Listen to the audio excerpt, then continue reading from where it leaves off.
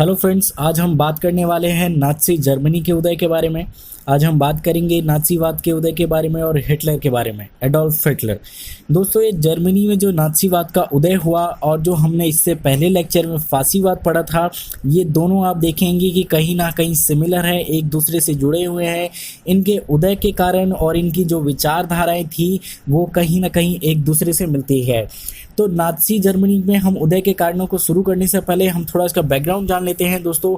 तो जनवरी 1933 में जो एडोल्फ हिटलर थे, उनके नेतृत्व में जर्मन में है जो दोस्तों तीसरे साम्राज्य की स्थापना हुई। ठीक है, उसने क्या किया कि 30 जनवरी 1933 के दिन जर्मन के जो चांसलर थे उनका पदभार संभाला और तुरंत ही लोकतंत्र को, जो वहाँ लोकतांत्रिक व्यवस्था थी, उसको नष्ट करने का प्रयास शुरू कर दिया। ये किसने किया दोस्तों? ये किया एडोल्फ हिटलर ने।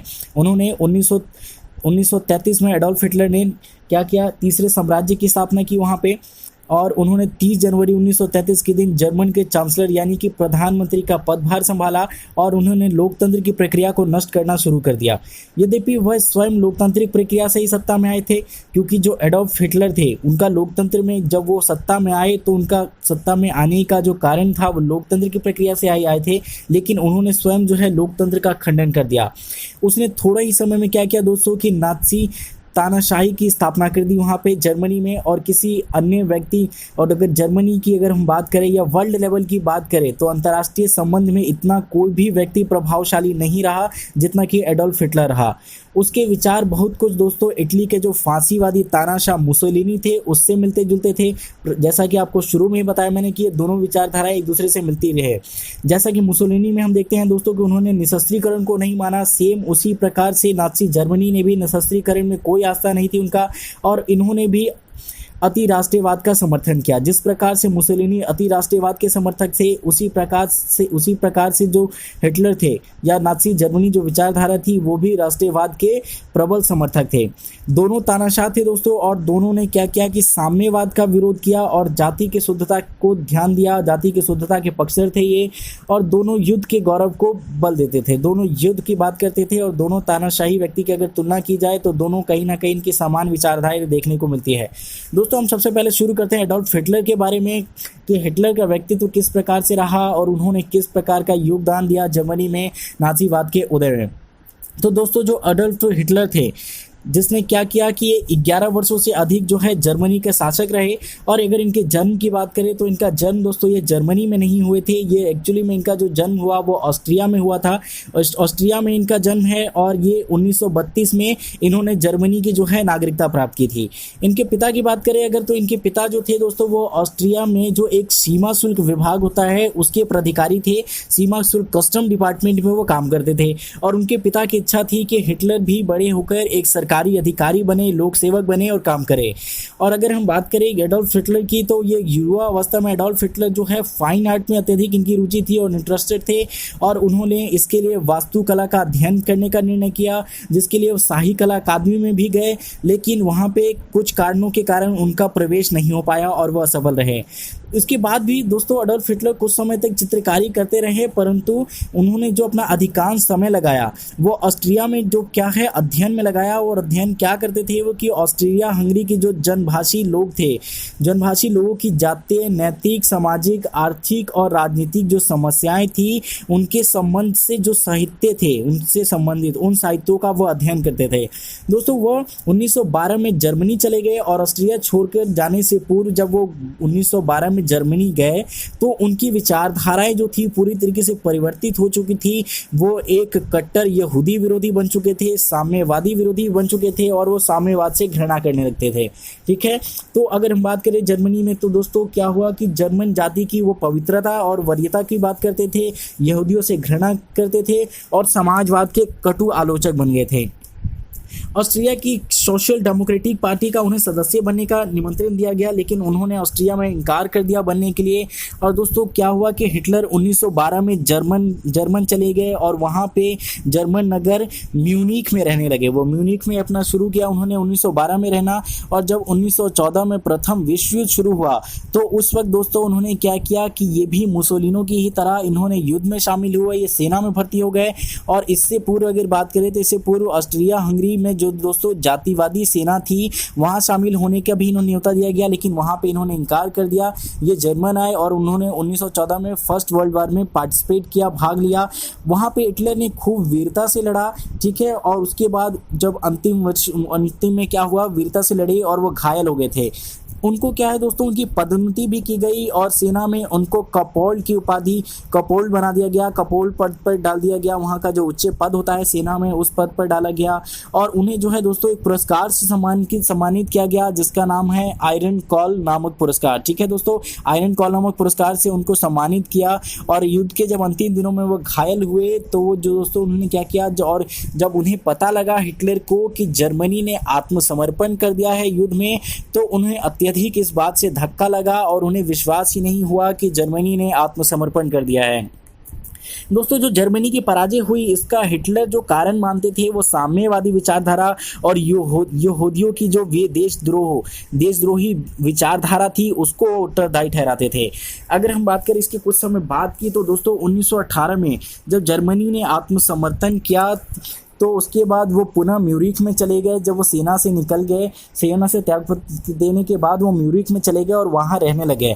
और वहाँ पे दोस्तों उन्होंने एक निरीक्षण का काम अधिकारी के रूप में, जो ब्यूरो था वहाँ का, एक प्रेस समाचार ब्यूरो था, वहाँ निरीक्षक का काम करने लगे। और सितंबर 1919 में म्यूरिख में जर्मन वर्कर्स पार्टी थी दोस्तों, उसमें एक छोटी सी मीटिंग की जाँच के लिए इनको कार्यभार सौंपा गया।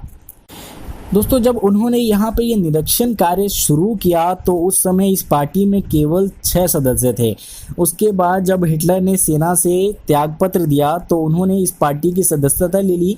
इसमें वो 7वें सदस्य के रूप में शामिल हो गए और उन्होंने बाद में इस पार्टी का नाम बदलकर जो है इन्होंने नाज़ी पार्टी रख दिया और इस पार्टी के लिए पूर्ण रूप से जो है ये संग्रहित हो गए और इसी के लिए काम करने लग गए। और इसी के बाद दोस्तों धीरे धीरे जो जर्मनी में जो नाज़ीवाद का उदय हुआ या फिर हिटलर का उदय हुआ, तो यहीं से उनकी भूमिका का प्रारंभ होता है।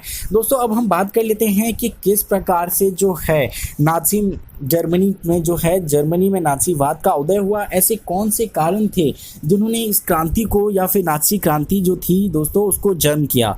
तो दोस्तों नाज़ी जर्मनी की जो नीतियाँ थी उसकी अंतर्राष्ट्रीय गतिविधियों की समीक्षा करने से पूर्व हमें ये जानना होगा कि क्या कारण थे जिन्होंने नाज़ी क्रांति को जन्म दिया। तो सबसे पहले अगर कारण की और सबसे महत्वपूर्ण कारण की बात करें दोस्तों तो वो थी वारसाई की संधि। तो वारसाई की संधि क्या थी दोस्तों कि युद्ध के बाद ये जर्मनी पे एक थोपी गई संधि थी, आरोपित संधि थी, जबरदस्ती ला दी गई थी।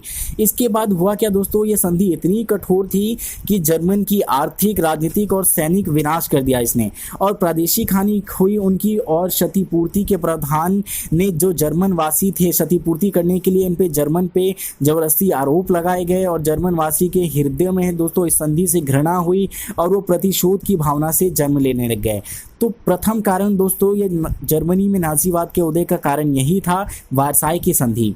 दूसरे कारण की बात करते हैं दोस्तों, तो दूसरा कारण था हिटलर की लोकप्रियता और उनका व्यक्तित्व आकर्षण। दोस्तों जो हिटलर थे उन्होंने लोगों को मंत्रमुग्ध कर देने की क्षमता थी और उसमें लोगों को उसमें हिटलर में अपना मसीहा दिखता था, जिसके कारण वहाँ पे हिटलर का नेतृत्व बढ़ा। तीसरे कारण बात करें तो दोस्तों तीसरा कारण था हिटलर और उनकी जो नाज़ी पार्टी थी, जिनका बताया मैंने आपको कि कैसे उन्होंने इसकी स्थापना की। तो हिटलर और उनकी जो नाज़ी पार्टी थी उसका कार्य इतना आकर्षक था कि वो जनताओं की इच्छाओं और विचारधारा के अनुकूल थी, जिससे जनता क्या हो गई, उनकी अनुयायी हो गई और नाज़ी पार्टी के कार्यों के पीछे चल पड़ी। तो ये तीसरा कारण था दोस्तों। चौथा कारण दोस्तों था जर्मन में जाति और परंपरा एवं उसके चरित्र को। ठीक है दोस्तों, जर्मनी की जो नाज़ी पार्टी थी उन्होंने जर्मनी की जाति और जो परंपरा थी, उसकी विचारधारा थी, उसको आगे बढ़ाया इन्होंने, तो जिसके कारण वहाँ पे नाज़ीवाद का उदय हुआ। पांचवा कारण था दोस्तों साम्यवाद दल का जो वहाँ पे प्रचार हो रहा था, उसका विरोध।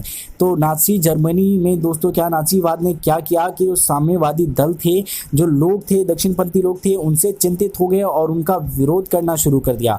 छठा कारण था दोस्तों यहूदी की जो थी विचारधाराएं थी या फिर वहाँ पे यहूदियों को नापसंद करना। तो दोस्तों वहाँ जर्मनी में क्या हो रहा था कि हिटलर या फिर जो जर्मनी की आम जनता थी वो यहूदियों से नफरत करती थी या उन्हें पसंद नहीं करती थी। क्यों? क्योंकि जो अधिकतर यहूदी थे, या ये तो कम संख्या में थे, परंतु कम संख्या में होने के बाद भी ये धनिक वर्ग थे और ये व्यवसाय जो थे महाजनी थे ये, और ये शोषण करते थे आम लोगों का। तो जिसकी वजह से हिटलर ने यहूदी विरोधी बन गए और वहाँ की आम जनता ने भी यहूदियों का विरोध किया। सातवां कारण था दोस्तों वहाँ का कि नाज़ी पार्टी को सेना तथा नौकरशाही दोनों का समर्थन मिल चुका था, जिसके कारण हिटलर को क्या हुआ, हिटलर को समर्थन मिला और तानाशाही हो गया हिटलर। ठीक है। आठवां कारण था दोस्तों वाइमर गणराज्य के प्रति असंतोष। ठीक है, ये बहुत बड़ा कारण था दोस्तों नाज़ी जर्मनी में नाज़ीवाद के उदय का, कि वहाँ के लोग जो थे वाइमर गणराज्य थे उसके प्रति असंतोष की भावना थी। ठीक है। और आठवां कारण था दोस्तों ये असंतोष, तो जनता की जो लोकतांत्रिक व्यवस्था में विश्वास थी वो धीरे धीरे डगमगाने लग गई और वाइमर गणराज्य के प्रति जो है असंतोष की भावना दिखी। अगला कारण जो सबसे महत्वपूर्ण एक और कारण था दोस्तों, नौवां कारण ये था विश्व आर्थिक संकट।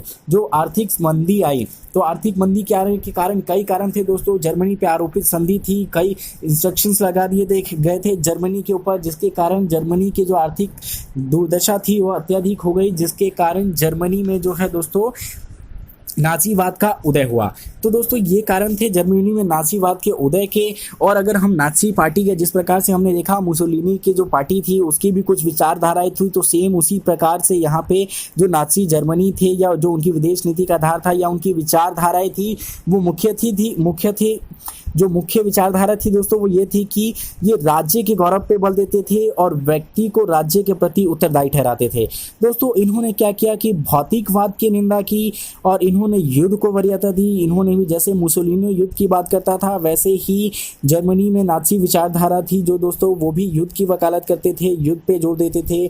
और इन्होंने दोस्तों युद्ध को जो है सर्वोच्च साध्य एवं उद्देश्य युद्ध को माना इन्होंने, और युद्ध की हमेशा बात की। जर्मनी में दोस्तों ये नाज़ीवादी जो विचारधारा थी ये शक्ति की विचारधारा थी। ये हमेशा शक्तिशाली की बात करते थे और कहते थे विजय उसी की होती है जिसके पास सर्वाधिक शक्ति होती है। तो इन्होंने शक्ति को महत्व दिया। अगला पॉइंट है दोस्तों, इन्होंने असमानता को बल दिया। ये कहते थे कि जिस प्रकार से जन्म और मृत्यु को नहीं टाला जा सकता, उसी प्रकार से अन्य व्यक्तियों के बीच असमानता को नहीं हटाया जा सकता। अमानता जो है सर्वमान्य है, असमानता। बल प्रयोग की बात की उन्होंने, युद्ध के प्रबल समर्थक थे और लोकतंत्र के, ये जो लोकतंत्र के विरोधी थे दोस्तों, ये लोकतंत्र को क्या कहते थे दोस्तों, हिटलर ने यहाँ तक कहा कि जो लोकतंत्र है वो मूर्खों, पागलों और कायरों का व्यवसाय है, और उन्होंने इसकी संज्ञा दी लोकतंत्र को। और लोकतंत्र में उनकी कोई आस्था नहीं थी। ये यहूदी विरोधी थे, साम्यवाद के विरोधी थे दोस्तों। तो ये थी जर्मनी में नाज़ी जर्मनी की विचारधाराएं। तो इस चैप्टर में दोस्तों हमने कंप्लीट कर लिया है नाज़ीवाद के बारे में। आप दोनों चैप्टर को देखिए, फांसीवाद और नाज़ीवाद, बहुत माइनर डिफरेंस है दोनों में, दोनों की विचारधाराएं सेम है। बस वहाँ पे हमने वहाँ पढ़ा इटली में फांसीवाद में हमने मुसोलिनी का, और यहाँ नाज़ी जर्मनी में हमने दोस्तों हिटलर का पढ़ा। ठीक है, तो आपको ये चैप्टर समझ में आ गया होगा। अगर वीडियो अच्छी लगी हो आपको दोस्तों तो प्लीज़ लाइक कीजिए, सब्सक्राइब कीजिए। Thanks for watching.